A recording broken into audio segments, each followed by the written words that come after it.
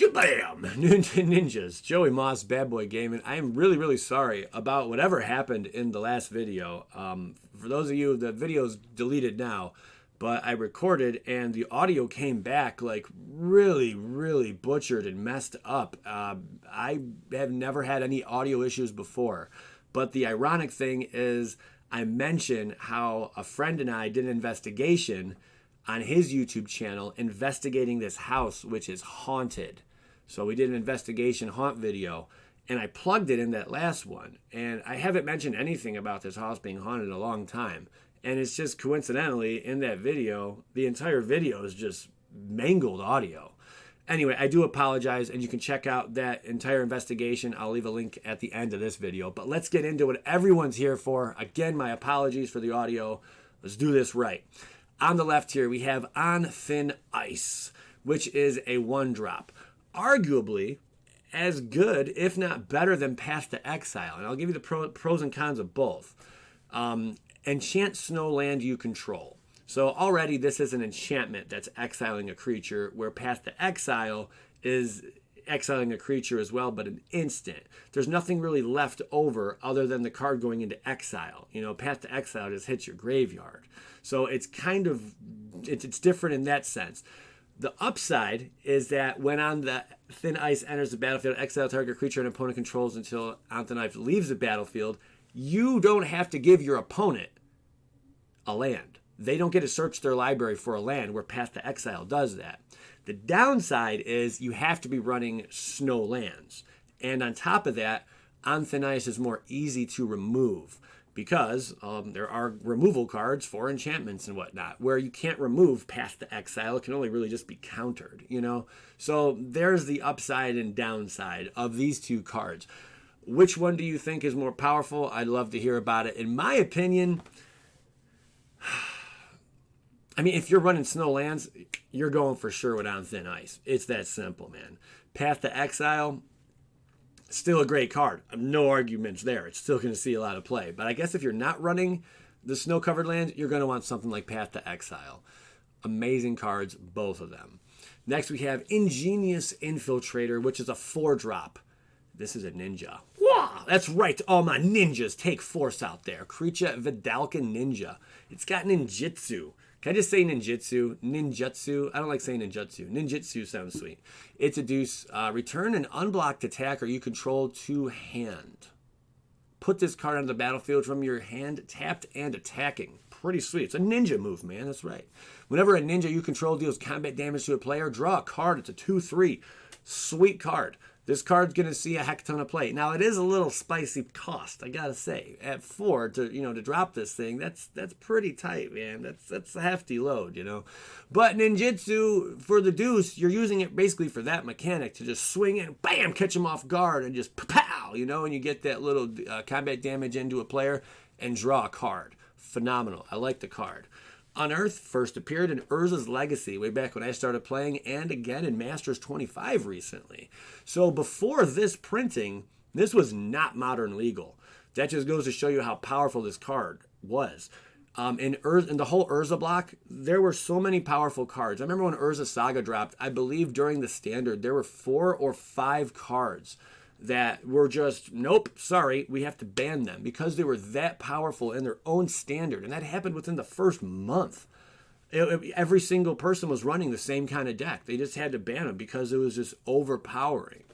Unearth, I don't believe, was one of those cards that was banned, but nonetheless a very powerful card. Return target creature card with converted mana cost 3 or less from your graveyard to the battlefield. It's got the cycling for deuce. For 2, discard this card, draw a card. Very powerful, very simple. It's going to see a heck ton of play. This video, I'm going to tell you right now, is unlike other videos I've done, okay? Because this video, I'm going to go take you to blast you in the past. You know, we're going to have a lot of fun in this one. You're going to see. We're going to go back and talk about cards that interact well, or cards that are of the same kind of certain ones that are new that we're seeing. Keep that in mind. Throes of Chaos. Not sure exactly what's going on here. You got this one chick who's high-fiving this other girl who's taken back, and then you got this other girl ready to smack her, and this other chick looks like she's holding on to something like a roller coaster ride, about to be flung off of it. I don't know what's going on with these 4 girls. I don't even know if I want to know. Anyway, it's a 4-drop with Cascade. Basically, this card is just Cascade, but it has Retrace. For those of you new or don't even know what Cascade is, when you cast a spell, exile cards from the top of your library until you exile a non-land card that costs less, you may cast it without paying its mana cost. Put the exile cards on the bottom of your library in a random order. And then it has Retrace. Retrace is really cool. I was a little bit off about this last time.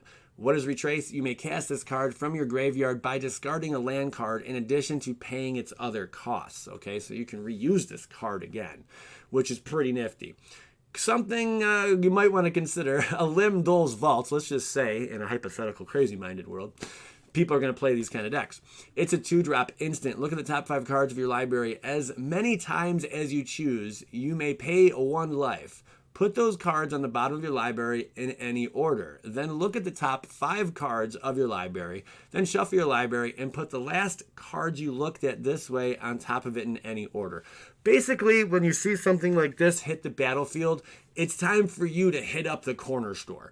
Not hit the battlefield, but when your opponent casts it from their hand, you need to just take a break. It's time to do a beer run, man, because Limdal's Vault it can take a long time, especially when you're able to cascade it up with throws of chaos.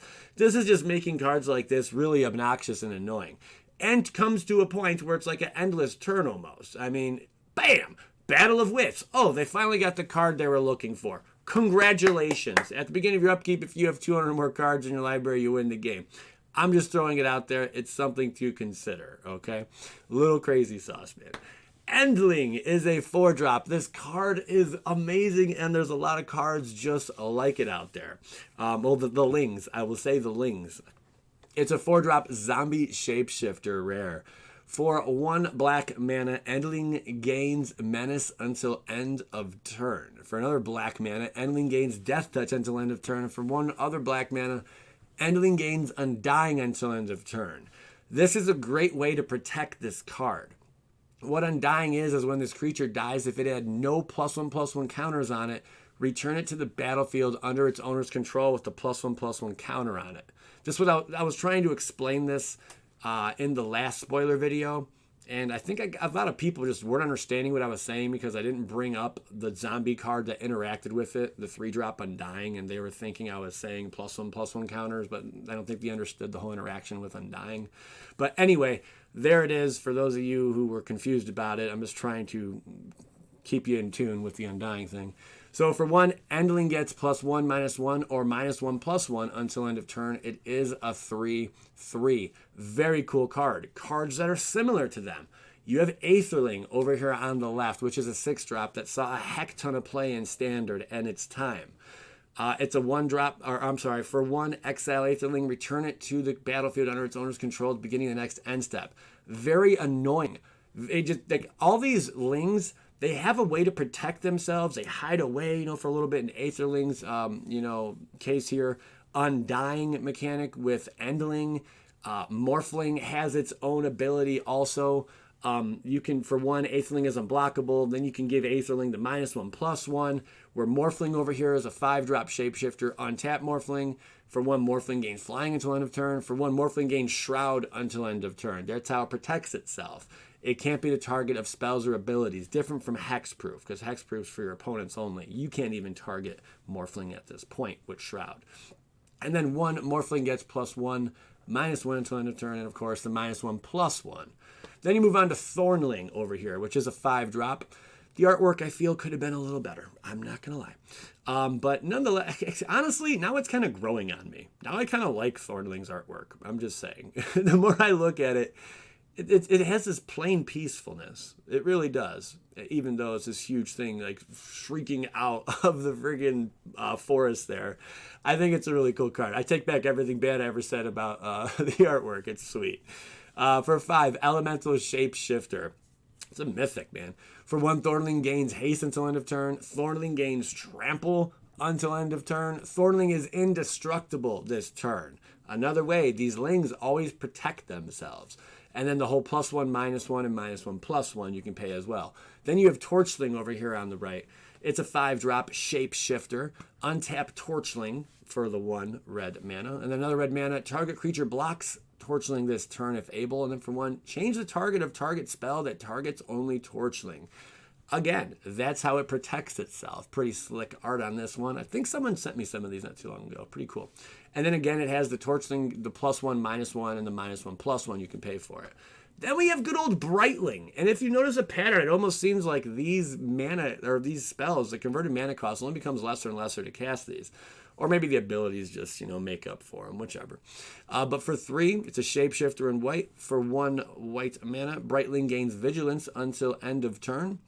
For 1, Brightling gains Lifelink until end of turn, and then for 1, return Brightling to its owner's hand. So that's how it protects itself, by returning it to its hand.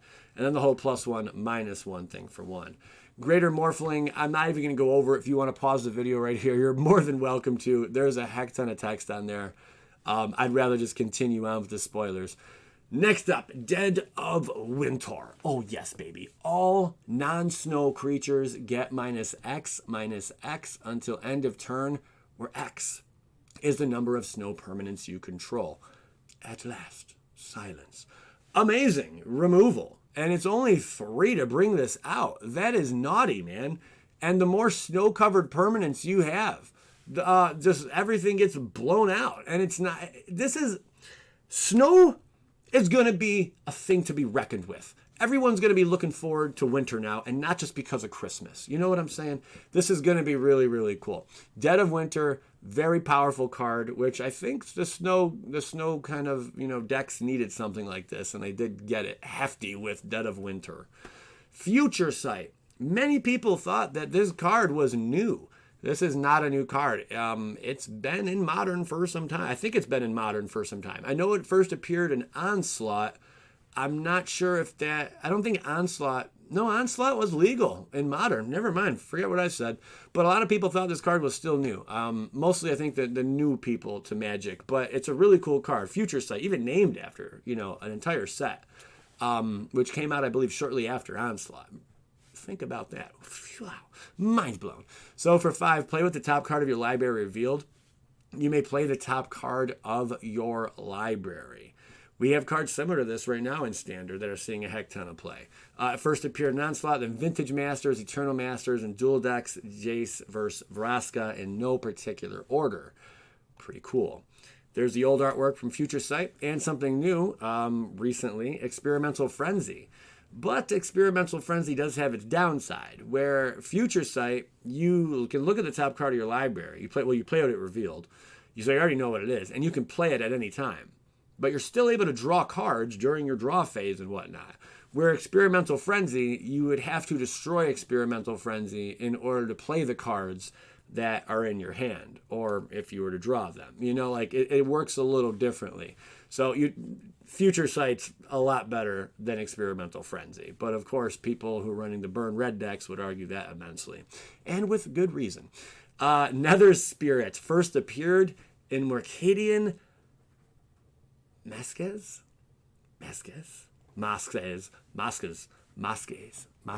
Sure. Nether Spirit. It's a 3-drop. Creature, Spirit, Masks. At the beginning of your upkeep, if Nether Spirit is the only creature card in your graveyard, you may return Nether Spirit to the battlefield. This card, it's been around for quite some bit, even winning in a Pro Tour. It won Worlds. I can't remember the year, 02, 03. Does it even say on that, on the World card in the gold there? I can't recall when it won Worlds. It might have been earlier than I even mentioned. But a very, very cool card. It's so good. I mean, if they made a whole deck around it, it took first place, baby. That's pretty phenomenal. Nether Spirit has gotten the reprint and is back. Pretty cool artwork, too. Orscale Guardian is a 7-drop. Now, that seems crazy. It's a dragon. And I think it's interesting to call it Orscale Guardian. I guess I get it. They could have just put dragon in the title up there somewhere, but they didn't. This spell costs 1 less to cast for each land card in your graveyard. Flying in haste. Now, there's a lot of decks out there that are synergizing great with stuff that just dumps cards into the graveyard, especially land cards. You can, Shapeshift, kind of decks and whatnot. Just dump a whole bunch of cards in your graveyard. You can play a bunch of cards from your graveyard. You can play your land cards from your graveyard. They can all enter at one time. The Crucible of Worlds, there's cards out there that are nuts, man. And you'll find this kind of card in a deck like that, if it's going to see play in that kind of build. I don't even know if it's worth it. But to cast it for basically free Essentially, you could essentially basically cast this for free. Not bad, I'm just saying. Ruination Rioteer is a deuce drop. Again, going for the dump your lands into the graveyard plot. You may have it deal, when it dies, damage to any target equal to the number of land cards in your graveyard. It's a 2/2. It's pretty big, man. Even like in a sack outlet deck, running this kind of stuff, I don't know if that would really synergize too well. Sack outlet with this. You can just like shock it or something, whatever. And they have like 10 cards in your graveyard. They're all lands. Pretty sweet card. It's going to be a boost to those decks. Crashing Footfalls. This was one card, now that I'm able to go over it for the second time. I didn't look at it at first glance, but now I am. Suspend 4 and a forest. Rather than cast this card from your hand, pay a forest, or pay up green mana, and exile it with 4 time counters on it. At the beginning of your upkeep, remove a time counter. When the last is removed, cast it without paying its mana cost. Create 2 4/4 green rhino creature tokens with trample. Again, there are cards out there that enable you to cheat these kind of suspend cards into play. Like cards that don't put counter. You're not allowed to have players have counters, or cards are not allowed to have counters. I say cards, but creatures can't have counters, etc., etc. There's cards out there that do that. This would be a card that would benefit from those immensely. Icehide Golem. I like this dude, man.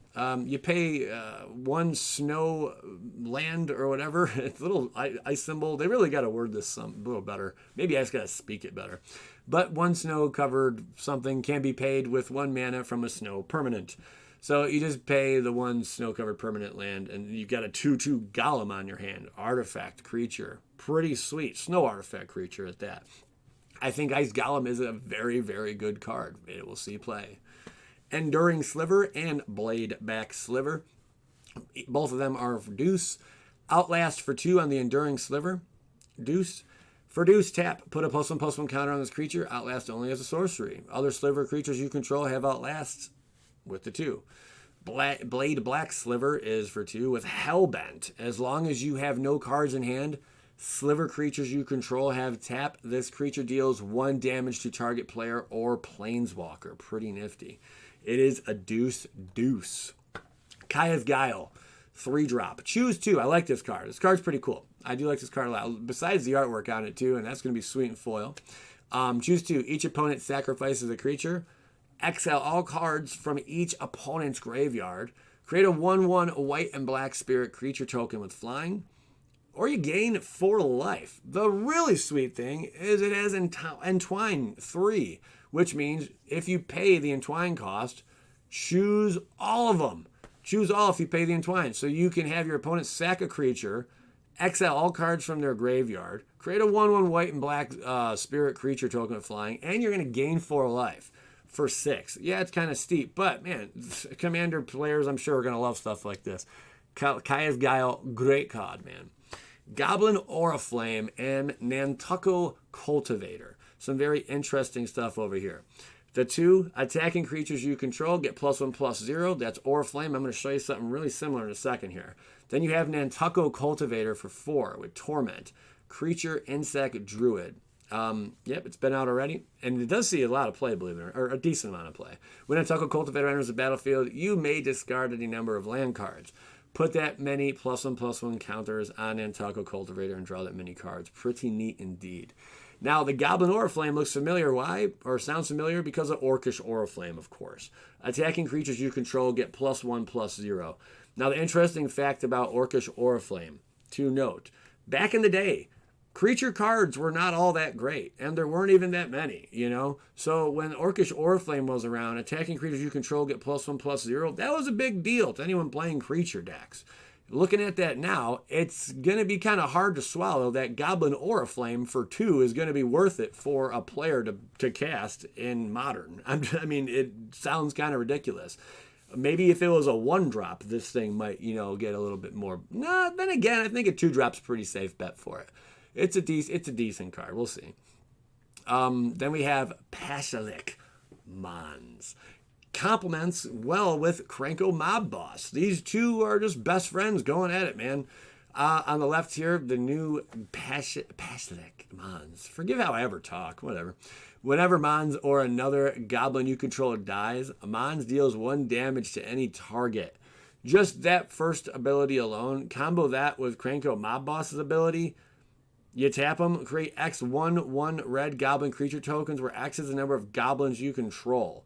So if you have a deck that just spams out goblin tokens, hopefully you don't get board wiped by the time you pull this off. But regardless, even if you do get board wiped, then again, if you have Mons out, when Mons or another goblin you control dies, it deals 1 damage to any target. You can just drain your opponent completely of life really quick, man. The combos are just stupid.